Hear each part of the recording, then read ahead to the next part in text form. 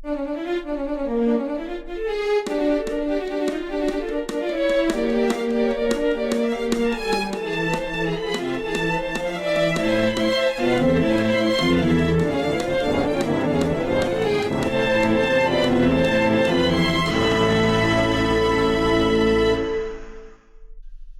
Félix, que antes de darle una pasada a la pregunta, para una pregunta, Enrique, quería pasar a una última. ¿Cómo hacemos para enaltar la cuestión gramsciana, ¿no? ¿Cómo hacemos para que este mensaje para que la gente comprenda que el Estado no es, primero que no es algo que debe estar ahí siempre, el Estado moderno, digamos, puede no existir. La mayoría de la gente asume que tiene que haber Estado, ¿no? Como que el Estado es algo necesariamente bueno, ¿no? Digamos. Entonces, ¿cómo hacemos desde el punto de vista del lenguaje político hacer comprender que todas estas cosas no funcionan, que lo mejor es la vuelta a la comunidad, la vuelta al trato de uno a uno, no a confiar en esta mega estructura fantástica que es el Estado? ¿Cómo se puede hacer expandir ese mensaje? Pues realmente, por medio de las palabras es muy difícil, ¿no? Solo se llega a minorías, pero claro, está sucediendo algo que es el desplome del Estado. Es decir, el desplome del Estado es un fenómeno creciente. Los estados de bienestar han funcionado bien hasta el año 2000, 2005, pero ahora ya no. Es decir, no son capaces de incorporar suficiente cantidad de ingresos, de recursos. Pues cada 2 por 3 el Estado, para pagar, por ejemplo, a los pensionistas, tiene que endeudarse, cuando hasta hace solo 6 años los pagaba con el fondo de pensiones. Es decir, con las propias aportaciones, no necesitaban endeudar. Eso es una carrera a la destrucción, porque no se pueden estar endeudando constantemente. Por lo tanto, tiene que llegar un momento que el Estado entre en quiebra, no solamente económica, sino de muchas maneras. Entonces, la gente que cree en el Estado, yo les digo, bueno, creed mientras el Estado exista. Cuando el Estado entre ya en descomposición, vais a seguir creyendo en él. ¿Y eso cuándo puede pasar? Pues no muy alejadamente por lo que yo considero, ¿no? Dado muchos elementos de desestructuración del Estado. Entonces, ¿en qué creer? Básicamente en 2 cosas. En primer lugar, en uno mismo. O sea, las personas tienen que creer en uno mismo y saber que ante el caos que va a venir, la desintegración de la sociedad, que está dirigida por el Estado, y si el Estado dirigente y guardián y protector se desmorona, pues todo el sistema se va al garete, ¿no? Entonces, en primer lugar, creer en uno mismo, pero entonces uno se tiene que autoconstruir como persona capaz. Y aquí, pues, vienen elementos decisivos de la concepción antigua, por ejemplo, la filosofía cínica, ya del individuo como ser fuerte, y no solo la idea aristotélica un poco absurda del individuo como ser inteligente. Por supuesto, tenemos que ser inteligentes, pero la fortaleza interior, la capacidad de estar, la fuerza de voluntad, son valores no intelectuales que son decisivos. En la antigua Grecia y Roma se hablaba de virtudes morales y virtudes intelectuales. Las virtudes intelectuales son necesarias, sí, pero no de la forma tan atrabiliaria y absolutista como las plantea Aristóteles. Yo entiendo que las virtudes morales van a ser muy importantes. Entonces, el individuo debe de cultivar dentro de sí esas virtudes morales, lo que se llamó la virtud personal, cuando la palabra virtud viene de una palabra latina antigua que significa fortaleza. La fortaleza es la esencia de la virtud. Y luego, en segundo lugar, creer en la comunidad popular. No solo en abstracto, sino en la que vayamos construyendo a partir de personas que tenemos cerca, con las que compartimos una interpretación en líneas generales del mundo, de lo que va a pasar. Y entonces construimos esas comunidades, esas colectividades, que a mí me gustaría que se llamaran fraternidades, porque si no, como vivimos en una sociedad muy intelectualista, inmediatamente se empieza a caer ahí en debates y en cosas absurdas que llevan a su desintegración.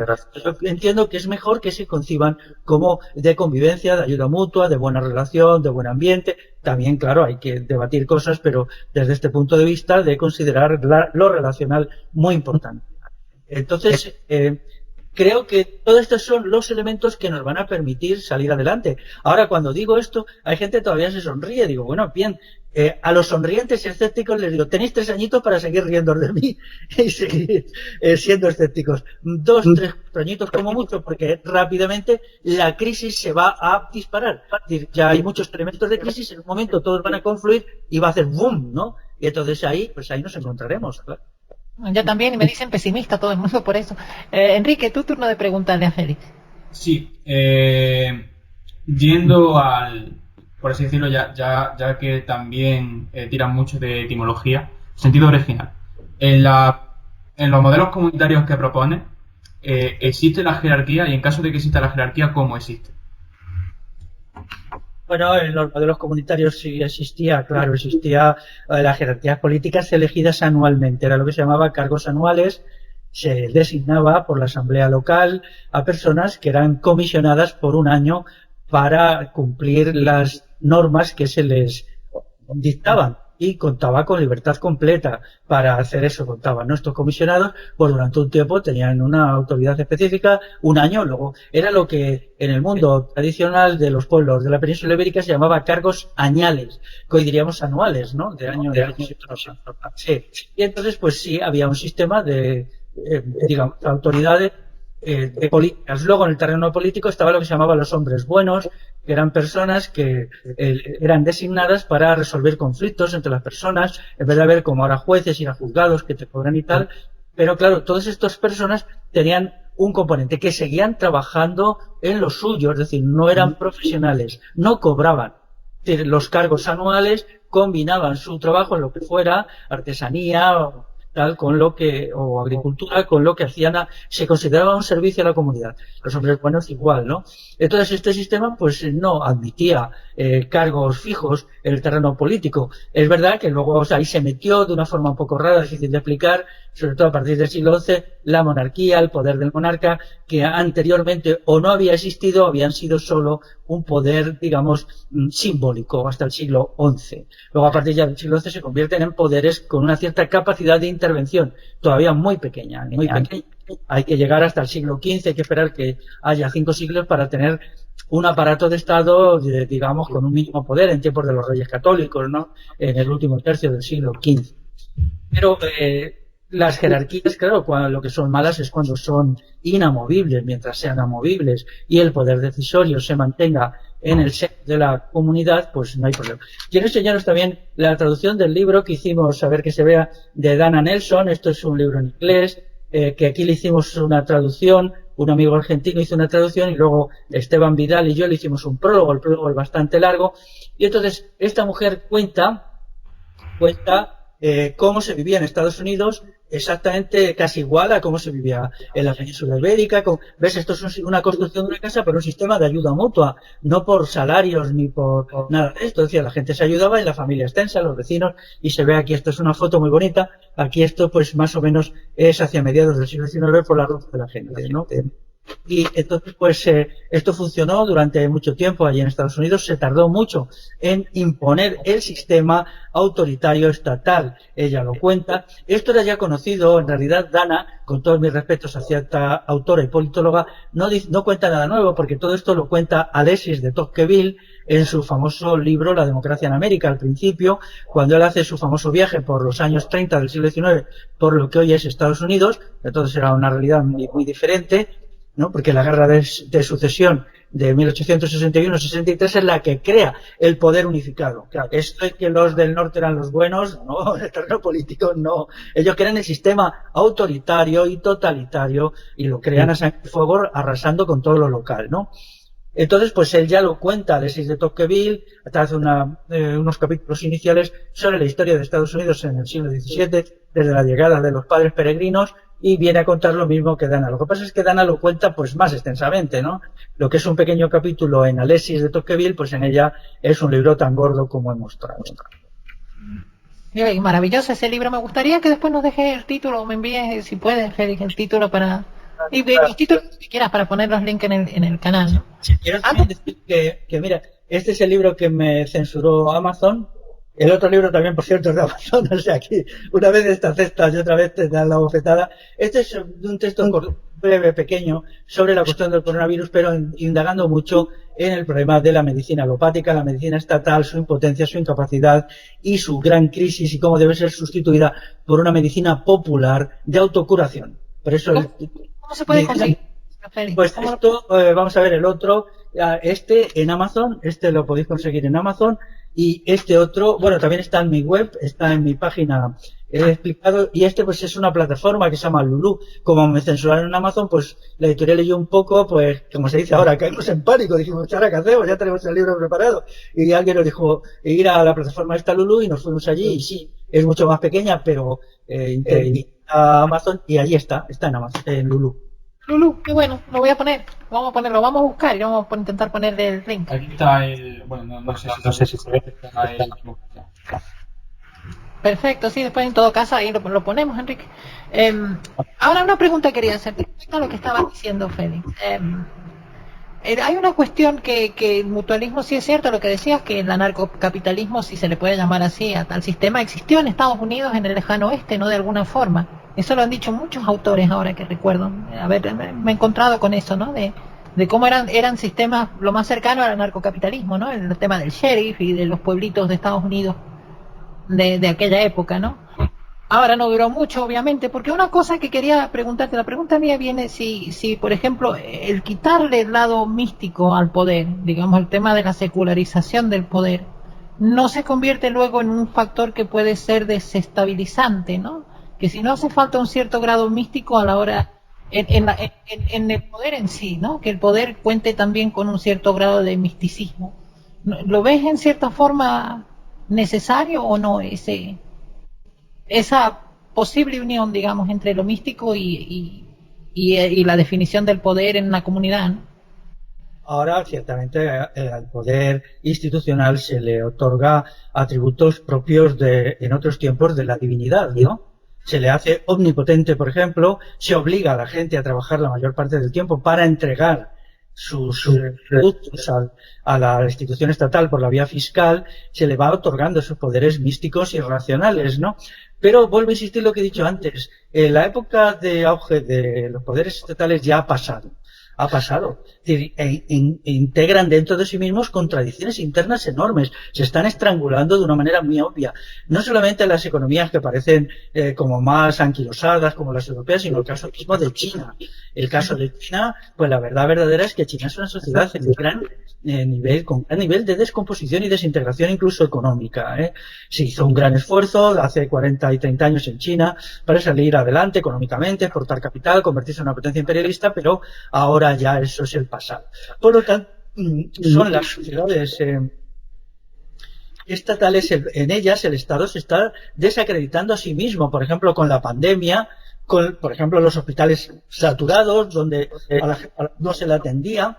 Esto ha sido un descrédito enorme de las instituciones.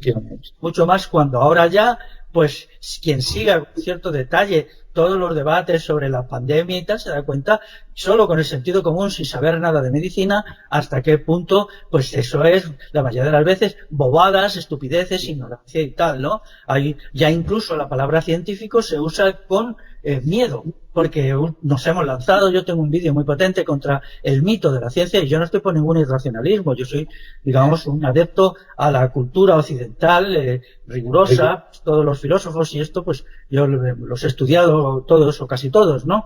No estoy por ningún irracionalismo ni pasarme a algún culto raro, no. Pero, claro, ahora mismo todo esto va quebrando. Ya la palabra científico chirría, la palabra experto chirría también, ¿no? Porque se dice, bueno, ¿experto en qué? ¿Qué es lo que tú sabes hacer? Que la noción de experto es cuestionable, es contraria a lo esencial de la cultura occidental. La cultura occidental se basa en un criterio holístico y el experto es un especializado que sabe el qué. Y me alegro de ver cómo incluso se va eso degradando en el lenguaje.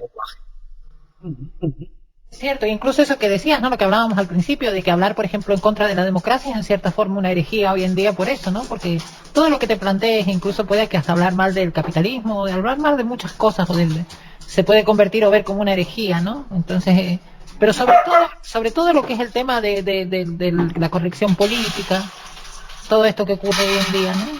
Que está como muy influenciado por una cuestión casi religiosa. Ahora el tema es cuán evitable o inevitable es la cuestión que el ser humano caiga en esto, ¿no? ¿Cómo hacer que si cae en esto sea algo positivo, digamos, ¿no? Quería decir que en el libro de Dana Nelson, el prólogo redactado respecto a la pregunta que habéis hecho antes por Esteban Vidal y por mí, en realidad por Esteban Vidal, que es quien hizo la redacción básica, yo simplemente le añadí algunas cositas. Por cierto, Esteban Vidal es gallego, ya que aquí veo un auge grande de los gallegos, él es gallego y vive en Galicia. Pues entonces me parece un trabajo sobre lo que podríamos llamar ciencia política popular tremendo. Es relativamente largo, no es un prólogo pequeñito, me parece que ocupa 30 páginas y me parece un tratado de politología popular excepcionalmente bueno. Y lo puedo decir más a las claras porque yo solo he contribuido en el 5%, que lo firme, ¿no? Entonces estoy hablando de Esteban, ¿no? De mi amigo Esteban.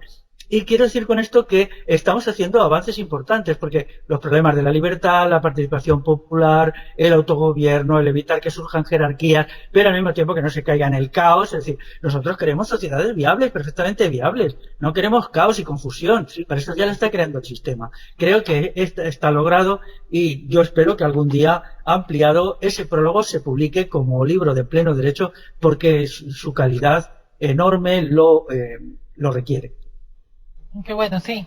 Por ejemplo, nos falta todavía un texto sobre economía que tenga la claridad, la extensión de este.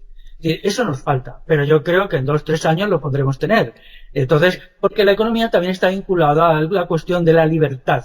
Quiero decir que el otro día me hicieron desde un canal aquí, pues un canal, 2 personas me estuvieron debatiendo sobre la libertad, también con vosotros, a través de, bueno, de un sistema parecido, y me resultó muy, muy interesante, muy interesante. Yo esas 2 personas las conocía, pero en la distancia, Y sobre todo una de ellas hizo una serie de intervenciones sobre la libertad muy, muy interesantes y me resultó muy atractivo hasta qué punto ya hemos madurado en tratar el problema de la libertad, que es el problema principal. Exacto, eso quería llegar contigo, lo del tema que tú lo has hablado varias veces, Félix, lo de qué es de definir, por ser capaces de definir qué es la libertad. Claro. Pues avanzamos mucho y luego al día siguiente le dije al amigo que debatió conmigo, un debate además, ¿cómo diría?, muy afectuoso, no un debate, no tuvo nada de agrio, y le dije, oye, ¿por qué no haces un texto sobre la libertad? Porque el debate de la otra noche estuvo muy bien, ¿por qué no lo escribes? Y entonces él dijo, déjame pensarlo, y me dijo, sí, lo voy a hacer, ¿no? No quiero decir que un texto sobre la libertad resuelva todos los problemas, pero tenemos que seguir avanzando porque en una sociedad que se desmorona, no solo se desmoronan las estructuras de poder, sino su sistema ideológico, su mundo de creencias, su mundo de convicciones. Tenemos que ir aportando todo eso, ¿no? Tenemos que ir aportando nuestra idea de la libertad frente a una idea de la libertad que es falsa, porque estos son sistemas totalitarios, sistemas, por ejemplo, yo tengo más libros publicados que la mayoría de los tertulianos que van a las televisiones en España, y tengo vídeos que tienen muchísimas más visualizaciones que la inmensa mayoría de los tertulianos que van. A mí nunca me llaman. No lo digo por narcisismo, bien sabe la gente que yo no peco de eso, pero sí me gustaría que mis ideas se pudieran explicar más allá de los canales como es este, que tienen una difusión limitada. ¿Por qué no me llaman allí? Cuando yo creo que tengo méritos constatables mucho más que el 95% de la gente que va allí, ¿no? Sin embargo, no me llaman, me mantienen en ese mundo de la marginalidad. Yo no quiero ser marginal, yo quiero llegar a la comunidad popular por todos los medios y aprender de ella también, porque a este amigo que os digo que hicimos el debate sobre la libertad, yo le conocía de hace 2 o 3 años, no lo he vuelto a ver, y me pareció muy interesante. Incluso la bibliografía que aportó textos, libros de autores clásicos del siglo XIX, que yo luego le dije, oye, me tienes que mandar una relación de esos libros porque algunos no lo conozco. Eso sí, es un gran avance, porque para reconstruir la civilización, la sociedad y el ser humano a partir del desmoronamiento y del derrumbe que viene, y que no se puede evitar porque lo ocasiona el derrumbe del propio sistema, necesitamos ir tratando las grandes cuestiones. Y una de ellas es la libertad. Otra de ellas, pues si os queréis, es, por ejemplo, el erotismo. Y otra de ellas es la muerte. Ahora la muerte no existe, simplemente se huye de la muerte, ¿no? Ahora mismo, cuando aquí muchos días de abril la muerte era terrible porque nos hablaban de cientos de fallecidos por día de supuesto virus, pues ha sido el momento de hacer alguna reflexión profunda sobre la muerte, ¿no? Sobre el dolor. El dolor es una filosófica interna, ¿no? ¿Cómo tratarlo ahora? Pues tenemos que hacerlo, y eso no puede ser tarea de una persona, del caso mía o de este otro, tiene que ser un impulso en esa dirección, un impulso que participe más gente y se hagan aportaciones de muchas personas, ¿no? Para crear un verdadero movimiento de la creatividad, del desarrollo de la inteligencia colectiva e individual. Yo siempre pongo el acento en lo individual, porque lo colectivo nunca puede anular ni menoscabar lo individual. Si lo hace, es un colectivo negativo. No solo el Estado, puede ser que la sociedad misma menoscabe lo individual, puede serlo, ¿no? Grupos que menoscaban, eso no puede ser. Lo individual tiene que ser el fundamento y la base. Yo veo, Félix, y ahí le quiero dar después la palabra a Francisco. Yo lo que veo es que están como intentando fomentar lo contrario, o sea, que en cierta forma tu mensaje y un poco el de este canal y un poco el de mucha gente como que lo intentan tapar, no se intenta ocultar, se intenta que no llegue. O sea, hay una hegemonía un poquito descarada ahora mismo, ¿no? Por parte de los medios, digamos, en donde ciertos mensajes son peligrosos. O los consideran ellos peligrosos, no sé. Porque hay que preguntar qué hay en la mente de ellos, ¿no? Francisco, tu turno para preguntarle. Sí, yo quería preguntarle, no sé si me oís bien. Sí, sí. Vale. Quería preguntarle qué le parece así un poco por encima, porque es muy largo, el conservadurismo y el liberalismo, o sea, qué son y si son compatibles, digamos, los valores, o sea, digamos, los valores conservadores y los valores liberales. Es compatible el liberalismo conservador, digamos. Bueno, el liberalismo aquí en la península ibérica es la ideología conservadora del siglo XIX, la que reestructura la sociedad a partir de la Constitución de Cádiz de 1812, ¿no? Ellos se llamaban a sí mismos liberales, pero eran conservadores. Ellos eran gente que era de un conservadurismo total, ¿no? En el terreno económico, por ejemplo, pues creían en que había que expropiar a las comunidades populares, no solamente sus tierras, sino también los medios artesanales. Se expropió mucho pequeña empresa artesanal que muchas veces pues eran de propiedad concejil. Entonces, pues ahora mismo hay un cierto liberalismo que intenta lavarse un poquito la cara, que tiene un afán como antiestatal, ¿no? Creo que te refieres a eso. Pero este afán antiestatal, de vez en cuando hacen críticas a las instituciones, dicen que el Estado está muy crecido, que es verdad, que controla demasiada masa de riqueza, que tiene demasiado poder. Pero eso es hablar. Cuando ves su actuación práctica, pues no hacen nada por cambiar eso. Eso son palabras, porque les asusta. Por ejemplo, dicen libre mercado. Sí, pero ¿qué quedará del libre mercado? Eso es una frase. El libre mercado nunca ha existido en realidad, porque lo que ha existido es un mercado regulado por el Estado y dirigido a través de los códigos, por ejemplo, el Código de Comercio, todos estos códigos que se elaboran en el siglo XIX. Entonces, hay allí como una especie de demagogia. Yo creo que el liberalismo es más que nada una demagogia libertarista, ¿no? Que dice pero no hace. Entonces, bueno, pues si dicen alguna cosa interesante, pues bien, yo lo recojo, ¿no? Pero lo que observo es que no es así. Por ejemplo, aquí, pues, en España, en la cuestión del COVID, todo el cercenamiento de las libertades individuales, por ejemplo, la libertad para vacunarse o no vacunarse, la libertad para llevar mascarilla o no llevarla, ellos están rigurosamente callados. Es más, mucha gente que se da de muy liberal está diciendo que sí, que la vacuna tiene que ser obligatoria, que la medicina tiene que ser estatal. Yo no veo más que palabrería. Igual que la izquierda hace una palabrería social, de derechos sociales, por ejemplo, el famoso escudo social, que examinado fríamente es nada, es un timo, porque entras en la letra pequeña del famoso escudo social y es que desaparece. Son simplemente consignas, lemas para la opinión pública. Pero si hay algún liberal que quiere plantearse en serio la cuestión de la libertad, pues yo estaría a su lado. Por ejemplo, se cita mucho Juan de Mariana, aquí el autor español del siglo XVI. Muchos autores se reclaman de Juan de Mariana, pero a mí me gustaría hacer un debate. Yo he leído hace mucho tiempo Juan de Mariana, lo leí con gusto, y quiero decir que fui una vez de visita a su pueblo, que es un pueblo de la provincia de Toledo, que se llama Talavera de la Reina, solo para ver la estatua que en su pueblo ha levantado Juan de Mariana. Me gustó ir allí y tal, pero claro, las ideas de Juan de Mariana pues no son las que defienden los liberales actuales. Se hace un uso un tanto oportunista de Juan de Mariana y luego pues a la hora de la verdad pues queda todo en palabrería, pues a veces muy vacía, muy fatua y tal, ¿no? También es verdad que Juan de Mariana escribió su libro a finales del siglo XVI y han pasado 4 siglos y ahora tendría que ser diferente, pero yo sí creo que Juan de Mariana era un hombre que creía en la libertad, a su manera, pero creía. ¿Tú crees, Feli, en la política periférica, ¿no? O sea, no en entrar en el juego, digamos, por ejemplo, cosas como lo del Partido Libertario y cosas de estas, decir, me voy a meter en el sistema para intentar cambiarlo desde adentro. ¿Tú no crees en eso, no? En la cuestión política. No, yo os digo aquello que decía Mafalda, dice, los que queréis cambiar el sistema, daros prisa a hacerlo antes que el sistema os cambie a vosotros, ¿no? Esa era una de las tiras cómicas de Mafalda, era una gran verdad. Vamos a ver. El sistema de poder está rigurosamente estructurado para que sea absolutamente imposible hacer nada.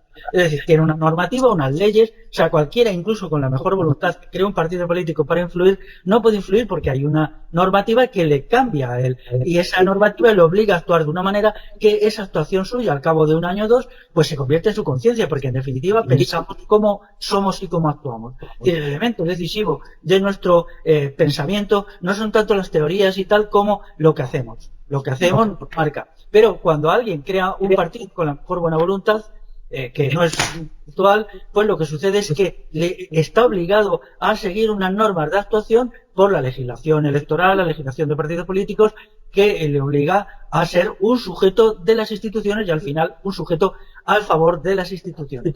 Luego los partidos políticos tienen un segundo problema muy grave. Allí todo se hace por dinero.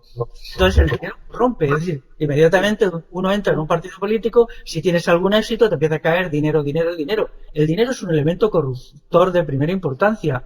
Y entonces a los partidos políticos se les mete mucho dinero por los presupuestos del Estado, por ayudas de diversa naturaleza, aquí en Europa por los subsidios y subvenciones de la Unión Europea. Entonces la gente se ve, digamos, de dinero. Y entonces se crea como un gusto por el dinero que hace que las cosas se corrompan. Y yo entonces quiero estar con la comunidad popular, sea esto que signifique, la podemos definir más, quiero estar mi gente, que es el pueblo, la gente común, queremos crear una comunidad popular que sea en un momento política, ahora no somos política porque no tenemos marcos, somos solo una comunidad popular social, pero en un momento cuando podamos ejercer el autogobierno y por lo tanto la soberanía y por lo tanto el poder, tendremos que organizarnos y lo podremos hacer. Y no me tienta nada, ni el poder y el prestigio que pueden dar ciertos partidos a las personas, ni menos el dinero que pueden aportar. Yo me siento muy a gusto entre mi gente, entre la gente normal, no la mitifico, entiendo sus limitaciones como entiendo las mías, pero creo que en definitiva el futuro de la humanidad está en la comunidad popular soberana y no en ninguna forma de instituciones, porque hemos llegado a las instituciones más perfectas, las empresas más perfectas, más grandes, las formaciones estatales más perfectas, los estados, los ejércitos más perfectos, las policías más perfectas. Entonces, cuando algo llega a su perfección, esto ya lo dijo Aristóteles, no le queda más que decaer, puesto que no se puede seguir perfeccionando. Ha llegado al máximo. Y ahora ya lo que es una cuesta abajo de todo eso. ¿Puede durar cuánto? Pues puede durar 20 años, 30 años, 100 años. Pero si no nos salimos del sistema, entraremos en decadencia con él y no podemos hacer una aportación a la cuestión clave, que es la supervivencia misma de la humanidad. Porque la humanidad hoy, su existencia biológica, está puesta en cuestión, como yo explico en mi libro Erótica creadora de vida, propuestas ante la crisis demográfica. La crisis demográfica es atroz y crece año tras año a toda velocidad. Dentro de 4, 5, 6, 7 años no va a haber gente disponible. Ya Europa es una sociedad con muchísimos ancianos y muy pocos niños. Dicen, todavía se puede traer inmigrantes. Bueno, yo no estoy a favor de la inmigración, pero quizás sí, todavía se puede traer. Pero quizás dentro de 7 años ya no se pueda traer. 7 años no es nada. Entonces estamos en el momento cuando algo alcanza al máximo de su esplendor, su cenit, entonces empieza a caer. Y ahora ya estamos en la etapa de caída. Y esto tenemos que entenderlo y tenemos que buscar las fórmulas que nos permitan sobrevivir incluso personalmente. Yo que sería mucho, acabo ya. El mundo romano, pues ahí se vivió, ¿no? Todo el fenómeno esto de los agridesertios, a los campos desiertos, pero las ciudades desiertas, se iba muriendo la gente, no nacía gente nueva, todo se abandonaba, los campos, las ciudades, que ahora las vemos como parques arqueológicos, las grandes ciudades romanas. Yo he visitado muchísimas porque soy muy aficionado a la arqueología y he procurado entender cómo es posible que esas ciudades que comparativamente podían ser tan grandes como lo que hoy pueden ser Madrid o París, comparativamente, quiero decir, respecto a se desaparecen en 150 años o 200 y se quedan reducidas a 0 habitantes. ¿Cómo pudo pasar? A mí esto me ha impresionado desde que era niño, porque yo soy de una parte del país aquí en donde hay mucha herencia romana, muchas ciudades, y siempre me quedaba impresionado de verlo. Decía, ¿cómo es posible, no? He tardado casi toda una vida en entenderlo, pero creo que ahora lo entiendo. Y ahora me toca vivir ese proceso. Y entonces tenemos que saber vivirlo con una estrategia que piense muy a largo plazo. Por ejemplo, 20 años. Estamos en 2020, tiene que ser una estrategia hasta 2040 o por lo menos hasta 2030. Quiero antes de darle la pregunta, Enrique, quería preguntarte, ¿cómo ves a Trump como fenómeno popular, como fenómeno de masa? ¿Qué te parece? Sí, la izquierda y el progresismo pues han desacreditado enormemente, es decir, se han cubierto de caca, pero con todas las medidas que han ido tomando en todos los países, en Latinoamérica, en Europa. Por ejemplo, la izquierda en Francia está prácticamente desaparecida, ha desaparecido el Partido Comunista, luego el Partido Socialista, luego no sé qué, tal, en Italia también el Partido Comunista se disuelve. Aquí en España, como hay el fenómeno distorsionador de la guerra civil y el franquismo, pues la izquierda está un poco más viva, pero ahora ya se está desintegrando, está demostrando su carácter totalitario, delirante y procapitalista. Todos los jefazos de la izquierda española lo único que piensan es en hacerse ricos, en hacerse millonarios y pueden multimillonarios. Entonces, a la vista de ese fenómeno, pues mucha gente estaba rompiendo con la ideología izquierdista y progresista. Y han salido toda una banda de demagogos y charlatanes, como es Trump, que lo que ha hecho ha sido apropiarse verbalmente de las inquietudes de la gente, pero solo verbalmente. Trump es un demagogo de primera, un charlatán, un ser inmoral, igual que aquí tenemos el fenómeno Vox, lo mismo de lo mismo, ¿no? Vox lo que hace es agarrar el discurso, o sea, agarrarse lo verbal, y entonces dan a la gente un consuelo verbal. Dicen lo que la gente quiere oír, porque la situación de la gente es muy dura. Igual en Alemania, Iniciativa por Alemania, pues ha conseguido ser el tercer o segundo partido a base de demagogia y palabrería.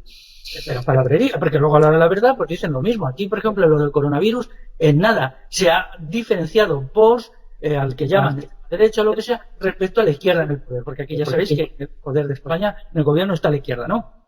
El otro día hablaba, por ejemplo, con un chico que había vivido, que era español, pero había vivido bastantes años en Brasil, conocía muy bien aquello. Me decía, mira, acabo de llegar de Brasil, no veo ninguna diferencia entre la política de Bolsonaro, social, sanitaria y tal, lo que hace y lo que está haciendo aquí el gobierno de izquierda. Solo se diferencian en el discurso. Pero es que estamos de discurso hasta las narices. O sea, porque el discurso engaña, los hechos no. Y fíjate, Bolsonaro llegó allí diciendo que se iba a comer el mundo, ¿no? Entonces tenemos que criticar a esta nueva derecha que es puramente demagógica, frasiológica y charlatanesca. Y, bueno, decir que ellos no representan nada más que una forma de quitar a la gente las esperanzas. Esa promesa.